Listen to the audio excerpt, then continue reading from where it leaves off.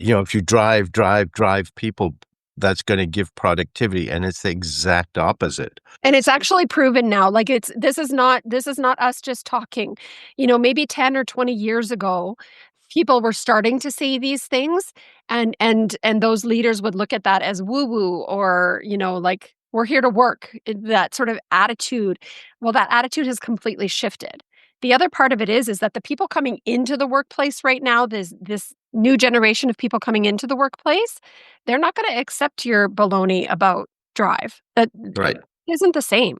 So if you want to be a successful leader with a successful business, you have to shift your ideals along the way to meet what is there.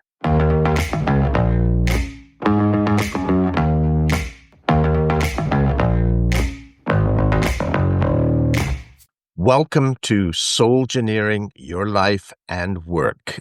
I'm Ravi Tangri, and this is about how do you find those tiny little pressure points, those leverage points that allow you to bring more of your heart, more of your soul into all of your life, into your work, into your play, into your community, your family, everything that you do.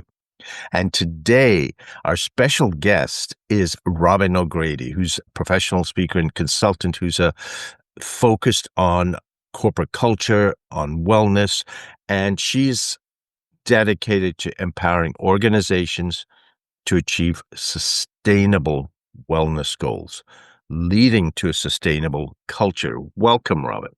Thank you. Hello, everybody. I am so excited to be here. It's just going to be fun. So tell me, Robin, let's start off with how you came to work in this arena of wellness and corporate culture, because it's something I dance with as well. Especially now with the labor shortage, we have to create cultures that are supportive of our people. It's so critical. What Yeah. brought you to this arena?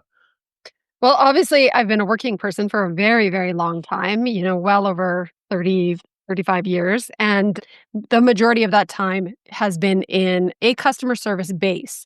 But the last part of that career time for me before this was in the fitness world. And I went to a conference in the fitness world, and I was speaking at many conferences in that world for a long time. One of the sessions that I went to had some statistics that were really disturbing for me about the work that we were doing and the impact that it was having. And I was really sort of, as someone who'd sort of put their life into that, I felt quite upset that this work and all of the things that we thought we were seeing every day wasn't really translating in the statistics. And I realized that this whole time I had been living with and preaching to the choir. And I needed to step outside of my own industry so that I could work with people who actually needed the work. Because the people who are already there are already there. They don't need that assistance. And so coming from a space of being in many, many workplaces and working in many, many types of workspaces, both positive and negative, the good, the bad, and the ugly, and then bringing in that fitness world knowledge that I had spent all of this time gaining, I decided that it was time for me to make a shift. And so that shift happened. Part of that is what brought me into the CAPS community, which we are both part of, and being in that pressure point of seeing what was actually happening in the workplace and what the need was. And then knowing that that's my specialty and that's what I do. So I have an operations background, I have the fitness and wellness background. I decided to take both of those and merge them together and create this new business, which is what is my company now. Wonderful. Now, one of the things that's a challenge is the baby boomers especially built corporate cultures that were workaholics. Yeah, That was of workaholicism. I'm And a I'm lot part of, of that. I'm part of that. yeah. And a lot of that still carries through. We know intellectually wellness is important. There's so much information, so much data, but we're pulled 1,000 different directions, not just work, but with home, community, and for those in a leadership role, the people who report to you are demanding so much. It seems impossible to do. Like the wellness seems so hard to do. We know we should, but where do we even start? Why is it so hard? Yeah. This is really a big part of what I do with individuals as well. So individuals and with workplaces is we need to step outside of and go back to the basics. So we need to pull away from the social pressures of what wellness is. We need to stop thinking about what all of these amazing, albeit marketing people, are putting in front of us and really just step back and say, what's good for me and only me? And so when I do work with the workplaces, I start with the leaders first. We have to think about what are you doing for yourself? And a lot of that sort of hypocrisy comes in leadership bringing in a wellness program when they are not taking care of their own wellness. And that states back to what you just said in that sort of boomer Gen X workaholic tendency. In a lot of spaces, those are the high level leaders that these people are supposed to be looking up to, but they're not really talking or walking the talk. They're just Right. saying, "Oh yeah, here's the wellness program." Put it on a website, and it's all very broad in definition and saying, "Oh yeah, yeah, this," but there is no personality to it. There's no simplification of it. It starts really just with you. If we talk about, say, nutrition for an example, if you eat ice cream and it upsets your stomach, well, that's an indication that maybe you, just you, shouldn't eat ice cream. Okay, cool. Let's think about what does that mean for you and just take that one item, one thing and say, I'm going to shift that one thing. Just take it one small step at a time. Stop trying to create and change the entire world in one step. It's not going to happen. If you go back to basic goal setting, the SMART rules, we all Mm-hmm. know that. If we go back to just the very basics of that, we have to be realistic. We have to make it achievable. We have to stop trying to do all the things all the time. Just pick one thing, give that your attention, and then move forward with that. So for some people, that might be adding a grounding ritual. For some people, that might be changing one dietary item. For some people, that might be going on a walk once a week, which they weren't doing before. Everything that you do that's different is a positive step forward. We're too in need of quick change and do all the things. And that's where that workaholic tendency comes. We need to stop. We need to pull back from that and realize that the small changes are really the most impactful. So that's fascinating that we're actually trying to be workaholics at doing wellness, is what Yeah, you're saying. we You're do. trying to do it. Yeah. That's hilarious. I hadn't thought There's of it. there's Well, things that come out of it. You hear about weekend warriors. You mm-hmm. hear that's what that is. That's what that is. Wow, I hadn't thought of it that way. And there's so much that you talked about. Like, it absolutely has to, if you're shifting culture, it has to start with the leaders because 70% of culture is shaped by leadership. Right. And and you're right. A Yeah. lot of leaders treat it as, oh, there's a box. She can check that box. Yes. We've got the program where we've done it, but they're not living it. So, And then they turn around, Robbie, and they say, "Well, it didn't work." right. You know? So, So let's take it on a personal level. Like for you're talking about pick one thing, but there's also a lot of inertia that you're overcoming, right? Because I believe, when we are in that stress mode, we're generating all these toxic chemicals and hormones continuously, and they continue. And I think my belief is we become addicted to that. So there's an absolutely. addiction factor to overcome.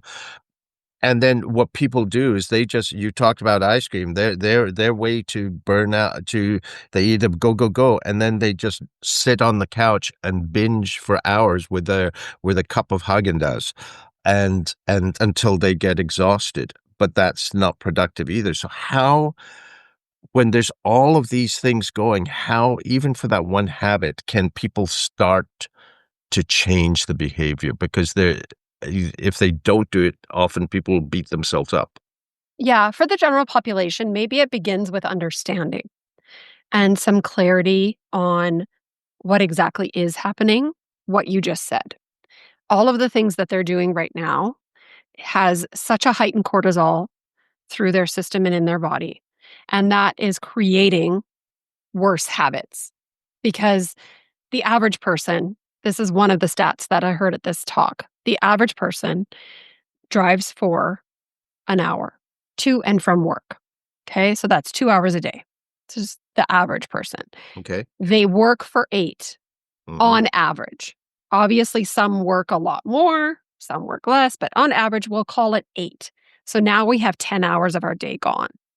Mm-hmm. We sleep for another 7 or 8 if we're lucky. And we won't say that that's a good sleep, but we lie in bed Right. for 7 or 8 hours. We're not claiming it's all good, but that's what's happening. So now most of our day is gone.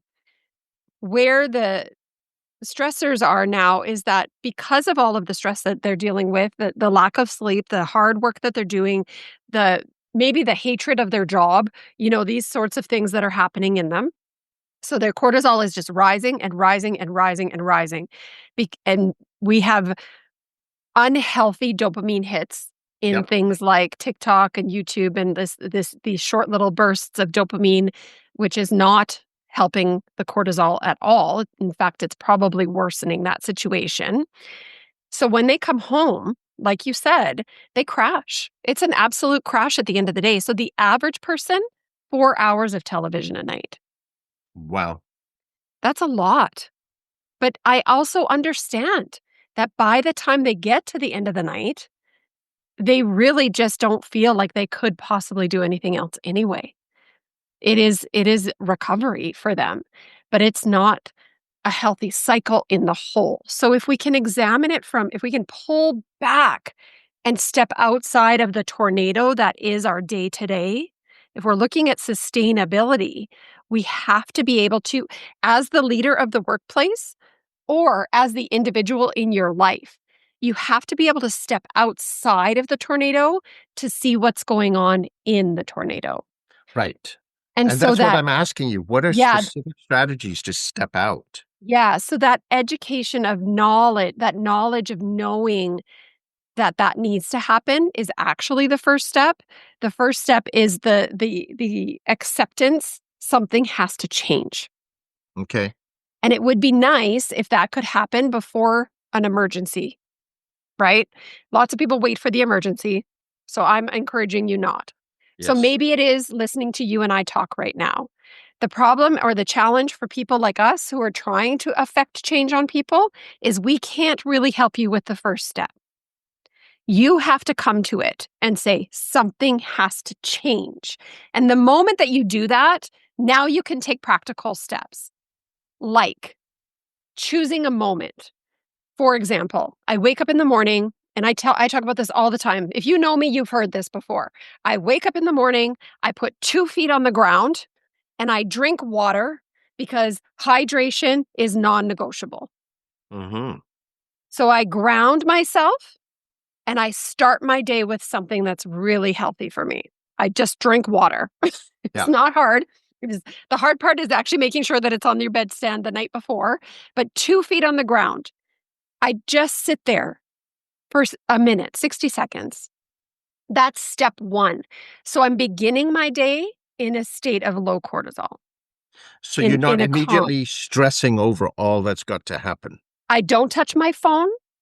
I don't start talking to anybody. If you know my husband, you can ask him if I talk to him in the first half hour of getting up. I don't. I talk to nobody. I sit for my 1 minute. I drink my water. I get up and then I go to the bathroom and, do those sorts of things. And then I start the process of what is my morning routine. So have a shower, put the makeup on, do the hair. I do all of that before I do anything else. And so for me, that grounds me and sets me on a good footprint for my day. I do listen to things like I like noise. So I have things playing in the background once I'm up. So once I start moving, then I might turn a video on or I might turn a podcast on or something. So it's very like nonsensical. It's not important things. And I just have that running in the background because my brain likes noise. For some of you, that might be the opposite. You might need absolute Right. quiet. You have to really think about what is right for you. You can't do what I do. I do what I do because it works for me. You have to really come to what's right for you and stop thinking about What did Robin say? What did Robbie say? What did this person say? What diet should I go on? My trainer told me this. My chiropractor told me that. My athletic therapist told me this. My acupuncture said this. My doctor told me that. It's overwhelming. No wonder we're not doing anything. It's too many steps. Just stop. Stop everything and think about what is one thing you could do in your morning that could actually just start you off on a good day. Just And one. think a big thing is what you said about don't go to phone. So many people have the phone at the Mm, bedside. Just that one thing of charging the phone in another room. yeah. My phone is there because my alarm is on it, but I am committed to my routine, right? So I've made the decision that that's not going to happen, and so I do, right? But you're right. For some people, they don't have that sort of, let's call it willpower, and so in that case, yeah, get it out of there. Put it somewhere else. Put it in the bathroom so that you can't look at it until you're already moving. Right. And Right. also that takes away the doom scrolling before you go to bed because you Yeah. can't sleep. Yeah, yeah. And it's so funny because we know, like, you're so smart out there, people. You know that doom scrolling is not good for you before bed. You're fully aware that hydration is important.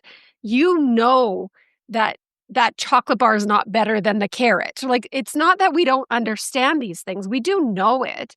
But at some point, we have to make a commitment to caring for the one body that we have. We just have to decide. And then if you bring that back to the companies, as a leader, you just have to decide that the health and wellness of your employees is important to you.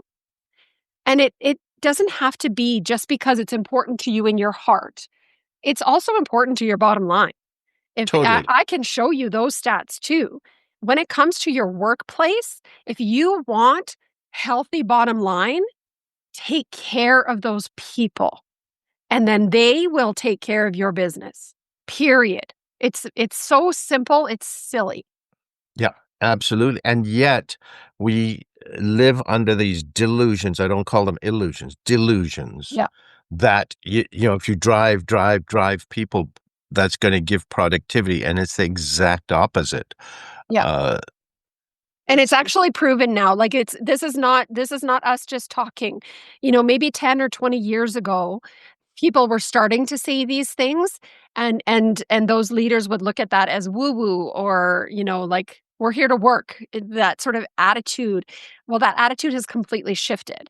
The other part of it is that the people coming into the workplace right now, this new generation of people coming into the workplace, they're not going to accept your baloney about drive. That right. isn't the same. So if you want to be a successful leader with a successful business, you have to shift your ideals along the way to meet what is there. And if you're not going to do Yeah. that, your business is not going to survive. Well, I've also found, I don't know if you've noticed this, that since the pandemic, it woke up a lot of the baby boomers and Gen X who suddenly had to stop. They had to Yeah. stop.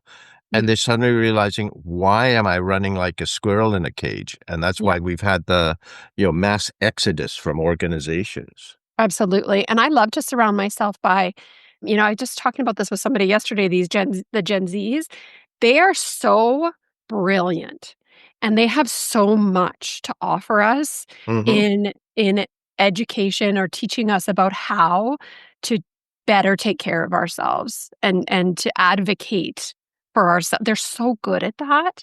And so I love to surround myself with them and listen to them and hear from them and try to learn from them and hopefully also impart some things on them, but who knows. But in the end, they really have seen their parents run themselves into the ground over and over and over again, and they look at that and they say, that's dumb. Yeah. What are we doing here?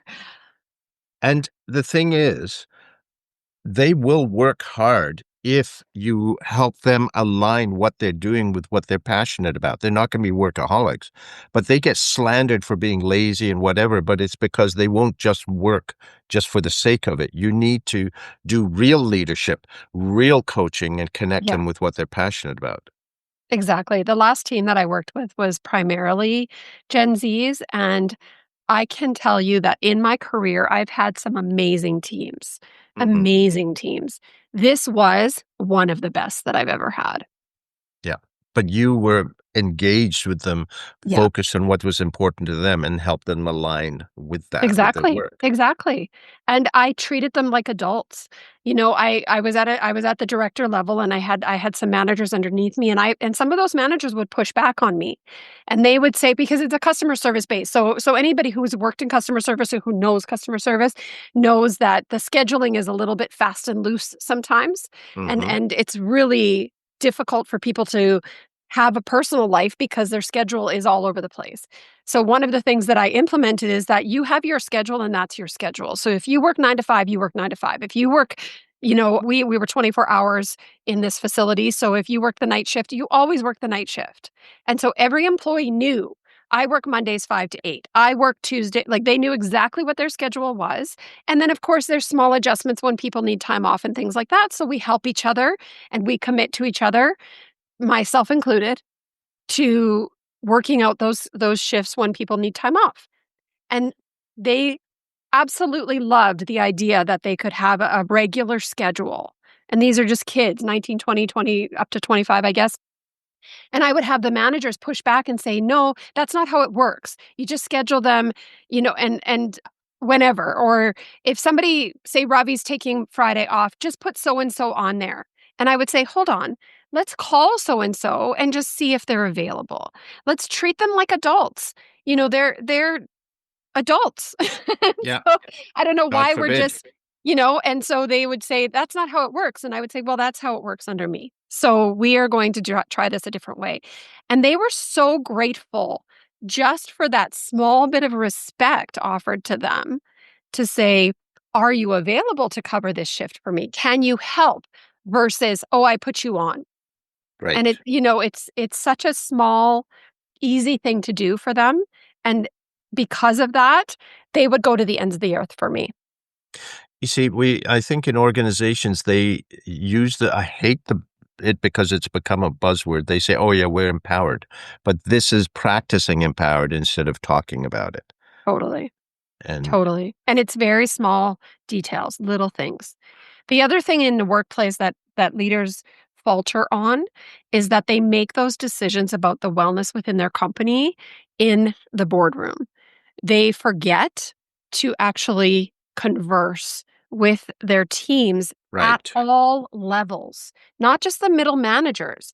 You need to talk to all levels to see what wellness means to them, because that is where maybe you're saying earlier it feels difficult, because what it means to Robin and what it means to Ravi and what it means to so and so and so and so and so and so could be a different thing.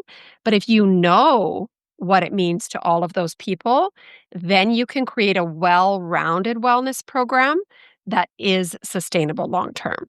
right. Or I'm biased in helping them co-create it themselves. You don't build it for them, you let them create it. Exactly. So you said the first step is that awareness that this is important, and that's a huge thing. And you're right. It's often that comes with a crisis, but ideally you can get there. From that point, finding something that works for you as that first step, what is the best way for people to achieve these type of goals so that they don't just set the goal and set themselves up for failure? Yeah. I'm a big fan of accountability partners. I think that can be really, really helpful for most people to have just someone else who's going to say, "How's that going?" But Hmm. you have to choose the right person. And so maybe you hire someone like you or someone like me to come in and hold you accountable to it. And that person is now being paid to do that. So they are for sure going to do a good job, or hopefully they're going to do a good Yeah. job if you find the right person. But you don't always need to throw money at it. You can also find, in our world, each of us has sort of, I always say we have four friends. We have the friend that you can cry with, that you can, cry on their shoulder. They will accept you as a whole person and let all your emotions out. You have Mhm. your ride or die. So this is the person that you call at 3 a.m. with a pitchfork, and no matter what, you are right. And so, if you're mad at somebody, they are also mad at that person, even if they've never met them before, so you Yeah. have that person. And then you've got your accountability partner. And your accountability person is sometimes the person that you avoid when you need them the most because you know that they're going to hold you accountable. You know that they're going to call you out on your own. And so you sometimes don't reach out to that person because you're trying to hide from that call out. Right. So when you've made the decision, okay, I want to do this, let's let that person into this because you know that person is going to be the one. And so in a lot of friendships, I'm the accountability partner, and that might not surprise anybody on here. But Hmm. lots of people use me for that. But also lots of people avoid me for that because they don't want to hear it from me. So my lesson is to make sure I only give it when it's being asked. And so uh, and then you have your sort of acquaintance people, and so you have all of those sort of outside people that are not part of your inner circle. Those are good people to have in your world too. But that accountability friend, when you really are trying to achieve something, you need that person. And so let them know and tell them, I need you to hold me accountable. I need you to call me out. I need this from you right now, even if I get mad at you. And that person will do it for you. There's lots of them in every friend group. You just have to allow them to do what the thing that they love to do, which is hold you accountable. Right. Now, those first three, can there be overlap, or do you think they should be distinct people? No, sometimes one person is all of those. Okay, that's my thought too. Totally. Like, Yeah, yeah, totally. Sometimes one person is all of those things, right? yeah. Yep. If you've got that person, that's the one that Yeah. you. It's the unicorn. So if you Hmm. have the unicorn, then that's wonderful. Not everybody does, though. So sometimes you have to piece out in your friend group and figure out which is which. Right. But they've got to be able to know, for example, what you call the ride or die. I call that my venting buddy, where it's just Yeah. you just vent. But then they've got to know when it's a venting time or when they have to challenge you as you're not really seeing things here. Yeah. Yeah. I had a mentor who was a really good accountability person, but not a good vent friend. And so she was very good for me in a lot of ways. But there were times where I was like, no, I just need to vent. And she would always come back with, well, what could you have done better? And I would Right. say, no, I just want to vent. So I had to find a different person, right? Which is my sister. So for me, I can call my sister and I can tell her anything about anybody, anytime, anywhere. And she will say, yeah. And so she will let me, and so yeah, sometimes it is the same person, but sometimes it's not. And you're right. If it is the same person, this is the time when you have to say to them at the beginning, this is what I need from you on this. Right. And the thing is, it's so important, I think, to the wellness as well, to have that vending buddy, that ride or die, Yeah.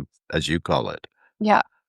And listen, if you're sitting it around for individuals, I'm talking to individuals now. Hmm.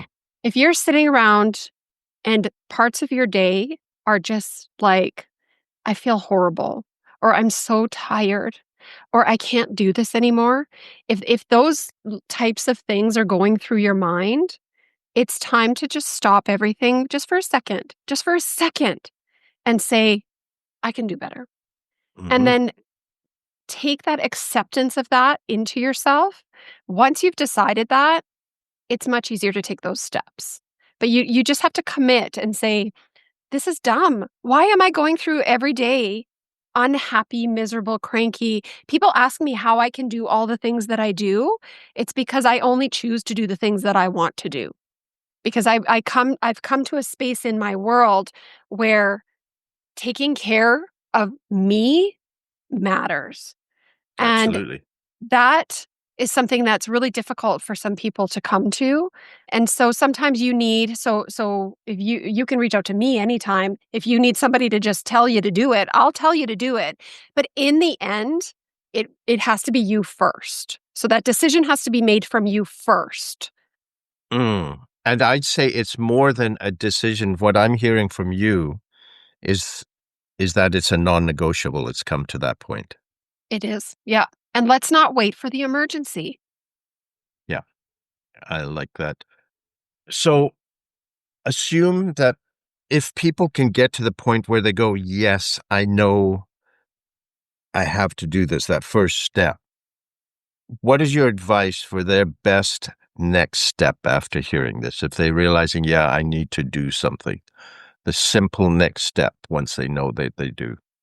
Yeah, once you know that something has to change, I would say the next step for you is a little bit dependent on the what, right? So for some of you, it might be I never sleep. I'm not getting any sleep whatsoever. This is not something that you should just accept, right? And I think part of it too is that we think, "Oh, I'm getting older, therefore I ache. Mm-mm. I'm getting older, therefore I can't sleep. I'm getting older, therefore." This is not fact. This is not fact. Getting older doesn't mean that those things happen. Those things happen because of overuse, repetitive use. There's lots of other stress levels, all of those different reasons. Totally. So the what is your first step. So now you're saying, I need something to change. Well, what? So if it is sleep, if it is fitness, if it is nutrition, if it is, then find first step, find someone who specializes in that thing and give them a call. I If love you that. if you have a wrist that's hurt for 10 years, let's get to a physio. Let's deal with that now. If you never sleep, let's find a sleep practitioner. If you or an acupuncturist or something in that field. If nutrition is a thing, let's find a registered dietitian. If you need to exercise, let's go and chat with someone about that, what that looks like for you. And I would love for you to come to me first because I'm not telling you to go to the gym. Understand that. I'm not telling you to go to the gym because some of you, it's like, I don't want to go to the gym. Don't go to the gym. Go to a dance class. Go to do something else, but choose something and then go do something that is fun for you, that you like, and just do it for a little while, just that one thing. But Yeah. please only pick one thing first and then drive all your energy to that one thing. So that's the first step. Pick one thing and then put all your energy into getting that one thing done. Don't be a workaholic on wellness. Don't be a workaholic on wellness. You can't. It took me 50 years to realize you can't do everything. So stop trying. And I love that you said about do what you love because I love dance. Yeah, I said I'm dance on heading out. purpose. Yeah, I'm heading out for salsa dancing tonight on the waterfront. But it's I've tried the gym. I've tried running. It's like bores the living daylights out of me. Yeah, And if I go to dance, it does not feel like exercise, and it's just joy. yeah, And yeah. I've done like more steps than I ever would run. So Totally, it's to totally. find that in what you're doing. Find something that is the joy for you, right? That's what you're talking about. Yes, you have to. You have to. For some people, it's being outside. Okay, go for a walk. Hmm. Off you go. Instead, for some people, they don't want to go outside. Okay, let's find something else then. Maybe take a class somewhere or, go do some badminton or get on your bike. Try something that you think that you will enjoy. Think about the things you loved to do when you were a kid. Yeah. Go back to one of those things. Stop growing up. Stop growing up. Heck yeah. I love that. Yes. Be a Okay. child. Yes. Check it out, check it out. Oh, are you ready for this? So you have a very special offer for the listeners, and we're going to come to that. But first, to wrap things up, we are going on to the lightning round. Oh my gosh. Okay, I'm ready. I'm ready. All right. So no thinking aloud. First thing that pops to mind. Okay. Okay. We'll start it easy. Introvert or extrovert? Extrovert. What's the most favorite job you've ever had? Fitness. Okay. And specifically, what in that? Teaching. Classes. Okay. Group fitness. Yeah. Good. What's the goofiest thing you've ever done? Oh gosh, the goofiest thing. I'm always goofy. So that's kind of a What hard pops one, to mind actually. first? Oh my God, goofy. Oh, when I was working in hotels, dressed up as a cigar girl, and I walked around ballroom saying cigars, cigarettes, cigars, cigarettes. That was really Oh, fun. wow. Okay. Not very wellness, but No, this was a long time ago. That was like 30 years ago. yeah. What's the best compliment you've ever received? One time I was told that I was too happy. It was meant as an insult, but I took it as a compliment. I love that. Oh, I hope you thank them. I did. I did many times. Yeah. What's your biggest failure and what did you learn from it? It's so funny because I don't really look at my world in a perspective like that, where Mm-hmm. like I think failure is such a great thing. I think it's such a Mm-hmm. positive thing. I It's agree. such an important part of your growth. And so it's hard for me to think of anything that is like a big failure that I've done. Oh my gosh. I would say not coming back to my own business sooner. Okay. Yeah. Well, as a child, what did you want to be when you grew up? I always thought I would be a teacher, And you are? and I am. Yeah. What's your most important ritual? Perhaps you've shared it already. I did. Yeah. I implement grounding rituals throughout my day. I have a couple others that I use. I know this is not necessarily going to be on video, but I use pressure points throughout my day as well. Yeah. Very cool. Who do you admire? Mm. I admire humans. I do. I think that humans are so amazing. And there's so many people that I look up to and that I think are just incredible. And I just love watching the human spirit. So I am an admirer of human nature. Oh. How do you nourish yourself? I put that in perspective of mind, body, and soul. So I think of it as 3 buckets, and I work to fill all 3 of those buckets. So dance is part of it for me as well, as you know. I love to do aerials, which is, all part of the physical, and, like, it all provides all 3 of those buckets, right? Mind, body, and soul are filled Absolutely. with those 2 things by all 3 of those. Yeah, yeah. What do you want to be remembered for? My daily goal is to make sure that everybody that comes in contact with me every single day leaves feeling heightened and better than they did before they saw me. I can see that. And finally, what's your purpose in life? That's my purpose. Yeah, it's the same thing. That is my purpose. My purpose is to better the lives of everybody around me. Very cool. That's wonderful. See, it wasn't that hard. Okay, it was okay. It was okay. And now, Robin, you have a very special offer for people who are maybe struggling or wondering about the goals that they can set. Can you share a bit Yeah. about that? Yeah, I want to share with all the listeners a 30-minute coaching session with me. And it would be sort of this thing that we've been talking about is let's find your acceptance moment. Let's get together and I'll just guide you to the space where you can say, okay, it's time. I'm ready. And then we can make some really good plans about what steps you should take next. So, I said pick the one thing. I'll help you come to what is that one thing. So I'll help you find that.